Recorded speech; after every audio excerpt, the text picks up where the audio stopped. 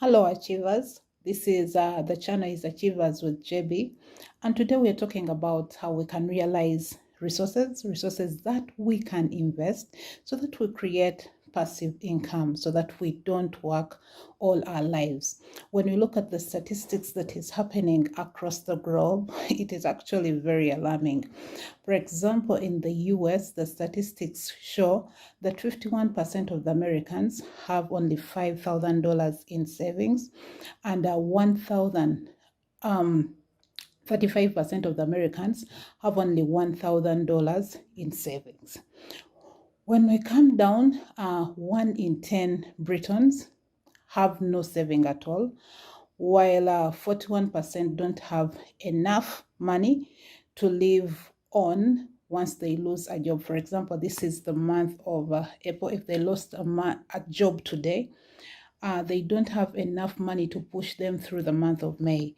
What does that mean to us? Let me narrow it down to our country, to Uganda. When we look at Uganda, the statistics of 2021, they show that 8.97% of Ugandans are able to save out of the over 45 million Ugandans. Wow. The statistics are quite alarming, and I think there is a problem and something needs to be done, and we need to realize where we are. Something needs to be done. When you look at people in the corporate ladder, I've worked in the corporate ladder, the salary usually comes in around 28th to 30th, and by before the middle of the month, the salary has been consumed. So the people have to borrow here and there so that they can go through the rest of the month, and that is also alarming. Why is this happening to us? Is it lack of discipline? Is it that we don't have enough resources to save? How can we change these statistics for our betterment? Well, this is Achievers with JB. Kindly subscribe to the channel, like the video, and so that we can grow our community together. I've come up with over 10 ideas on how we can save some money, how we can save from the resources that we have, so we have some money that we can invest. Number one is treating savings as a bill. Usually we save what is left. That is the mentality. We save what is left, and at the end of the day, when you look at the expenses that we have almost nothing that is left. So if we have to save what is left, we are left with nothing at the end of the day. But if we treat saving as a bill, for example, electricity bill, water bill, because if you don't pay the electricity bill, obviously you will have no electricity for the month. If you don't clear the water bill, your water supply will be cut off. So we usually clear such bills before. So this time we should treat saving like a bill. Let's treat our savings like a bill, so that when we are clearing the outstanding bills like electricity, power, our savings are part of those. And in this way, we will be able to realize some money to save. We can put a standing order with your bank, so that there is a percentage of your salary that is put on an account that you don't have access to. Why? Because we want to be intentional. We want to be intentional on how we can realize some money, on how we can save money that can take us ahead. We forget about those resources. The only time we think about it is when we have to withdraw it and invest it in an idea that we think will generate an income for us. The next thing, or the next idea, is to quantify your expenditure into working. What does this mean? For example, if you work, and for every hour that you work, you are paid $10. So for example, if you work 5 hours, those are $50. So when I look at a dress on the market and the dress is $50, the calculation in my head will be, those are 5 hours of work. So that the decision that I have to make is, one, I have to think through, is this dress worth the 5 hours of my work? Or the other thing is to delay the purchase and sleep over it. By the time you wake up the following day, you have made a decision on whether you badly need this dress. So by the time you come to the morning, you should have made a decision and you're like, wow, I don't think I need this dress. And in that way, you have saved the $50 that you should have given away. The third idea is to reduce on impulsive buying. That is a very interesting one. Recently, I went to buy a pair of shoes, and you know, when you go to buy a pair of shoes, obviously there will be other pairs that you had nothing, you hadn't thought about. So as you look at the shoes that you want to buy, obviously there are other striking pairs of shoes that you would also want to buy.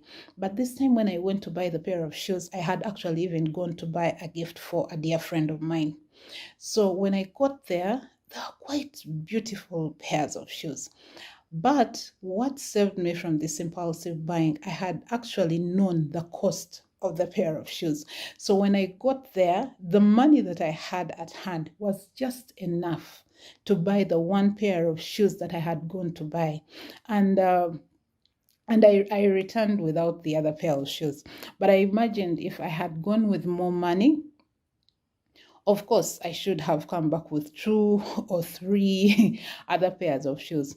Despite the fact that we walk into places of shopping with shopping lists, chances are high that we still buy the things we don't need. So let us reduce on impulsive buying, and in that way, we are able to save that money that we should have spent on items we don't need anyway, and then invested it somewhere. The other one is opening up an account that you don't have access to, so that you are able to put your savings on that account.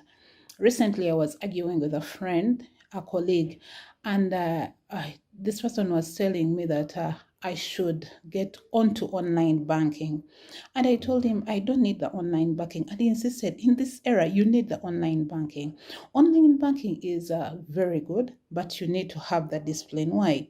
Because sometimes it is inconveniencing if I don't have that specific amount of money there. It takes me time for me to walk to the bank, use the ATM and withdraw it. But if it's online banking at the comfort of your home, any need that comes or any unnecessary expenditure, it is easy for you to make that withdrawal. Why? Because you have access to your account. You can transfer the money from the bank onto your phone, and then you do the expenditure. So as we open up those saving accounts, the account strictly should have no ATM. You should have no access to that money.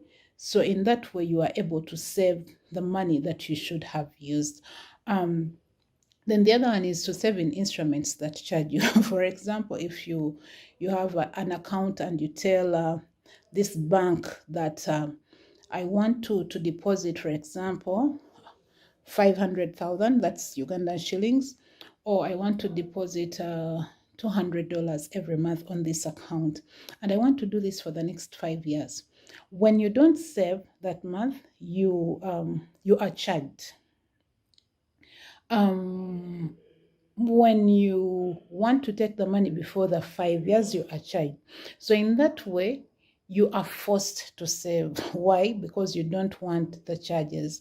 In one way or the other, this helps you to become more disciplined, and in that way, you are able to save a lot of money that you should have wasted. Why?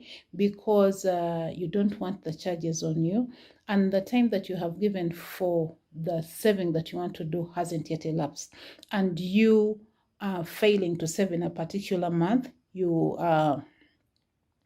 are penalties for you to pay. So in that way, you are saving and you can't withdraw the money. So you are forced to save. If we need to develop the discipline of saving for investment, I think we need to go an extra mile to do things of that kind.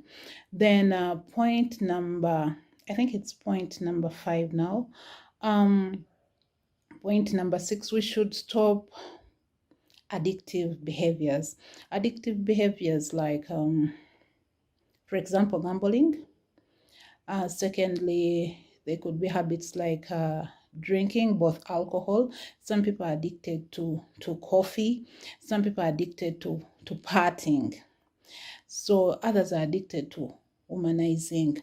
And all those behaviors, in one way or the other, they lead us into failing to save.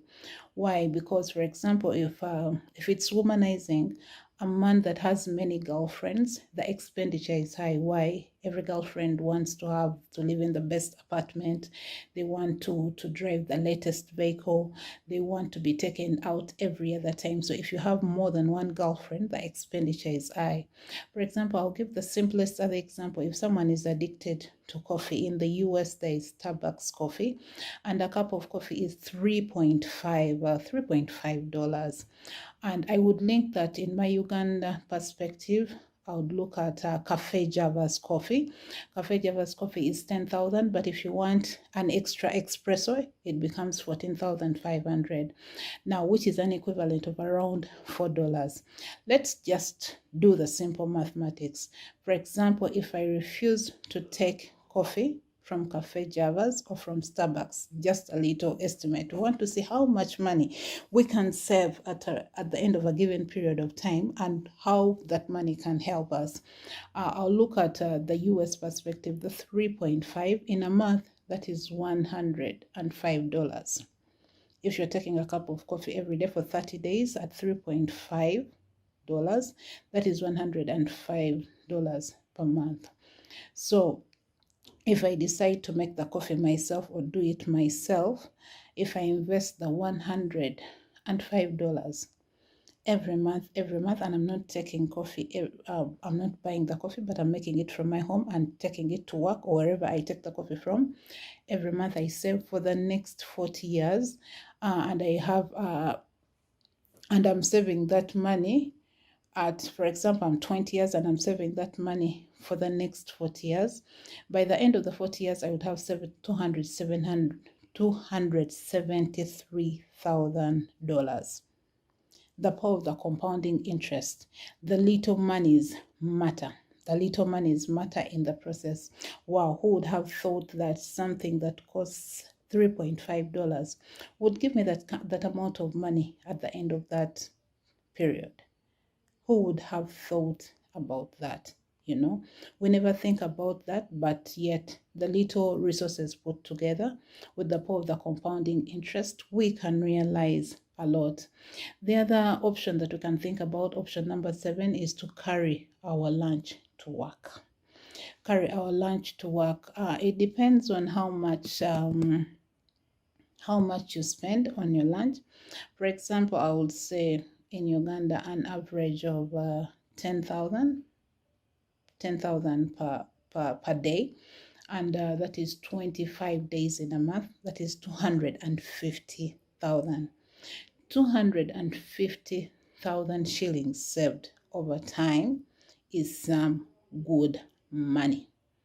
It is some good money that you would be shocked at what you have at the end of 40 years if you have saved all that money. Then the point number 8 is for us to save money, we should learn how to do certain things for ourselves. For example, I should learn to do my facial. I should learn to paint my nails. I should learn to when we look at the pandemic, quite a number of things happened. Most of the people that thought they would never do the shaving, they would never cut the hair, when the lockdown was there, it was tight. People were scared of stepping out of their houses, and in the process, men were able to buy the shaving machines, and they were able to shave themselves, and that money was actually saved. So if we learn to do certain things ourselves, the money that we think is little that we spend, for example, as ladies, most of the time we are in the salons, we're painting our nails, we're working, we are doing facials, we are doing pedicures and manicures, and we are doing all sorts of things. But if we can do some of those things ourselves, we will be able to realize a lot. We will be able to save a lot of money. For example, number 8 is leverage your interest. You need to earn an interest on what you are saving, so that so that you don't make it to the bank.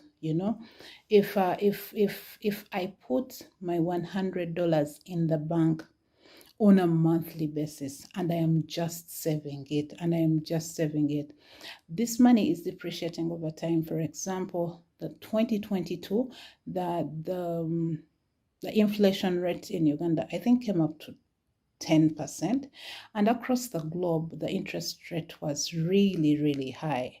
So if we learn not to save but to invest our savings, so instead of putting the $100 or the 100,000 in the bank on a monthly basis, you identify a unit trust, and you're able to put that money on a monthly basis. It will make interest for you on a monthly basis. So instead of that money sitting idle in the bank with no interest, if you invest it on a monthly basis, it will make an interest for you, and you will not have to suffer inflation. So when we put money in the bank, we lose a lot of money. But we invest that money on a monthly basis, we are able to realize interest, and that money is working for us. Then finally, number 10, I think we should ask for discounts. Usually when we go to different places, if it's a food point, I have a place where I buy pizzas for my family.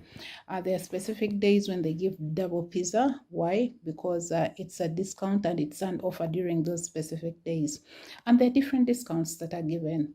Sometimes stores are clearing out, and some things have been reduced. So those are the interesting times when you need to go and buy. Why? Because the prices are not high. So the discount is okay, because you are able to save a lot of money when you ask for a discount. As achievers, we should learn to manage our resources. We should be investors. Achievers are investors. If you look at all these different interesting points and you feel you can't realize, or you can't save money even after doing what we have mentioned here, that means that you need to find a different source of income that will help you bring in more money, so that you are able to save and invest more. And we will be discussing that in our coming videos. Otherwise, thank you for listening. Like the video, subscribe to the channel. Let us grow together.